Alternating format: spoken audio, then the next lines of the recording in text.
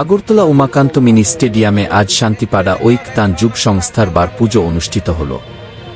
এই প্রথমবারের মতো বি ডিভিশন লিগে অংশ নিতে চলেছে ক্লাবটি। নতুন দল গঠন করে আত্মবিশ্বাসী কোচ ও ক্লাব কর্তারা। বার পুজোর মাধ্যমে তারা ফুটবল মরশুমের শুভ সূচনা করল।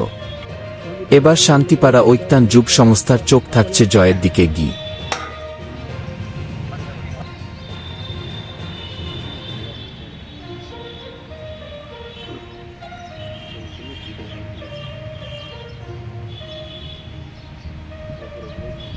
অ্যাকচুয়ালি আজকে আমাদের ঐক্যতান যুব সংস্থায় আমরা বার পুজো আজকে একটা অনুষ্ঠান করেছি।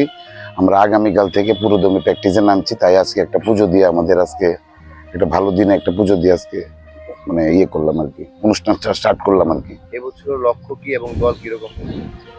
এই বছর লক্ষ্য তো সবাই চায় চ্যাম্পিয়ন হতে, আমরা চ্যাম্পিয়নের জন্য দল করেছি। তো এখন দল মোটামুটি ভালোই হয়েছে, ত্রিপুরা রাজ্যের সব প্রমিনেন্ট প্লেয়াররা এখানে ঐক্যতান এবার সই করেছে। আশা করি মাঠে প্লেয়াররা নিরাশ করবে না।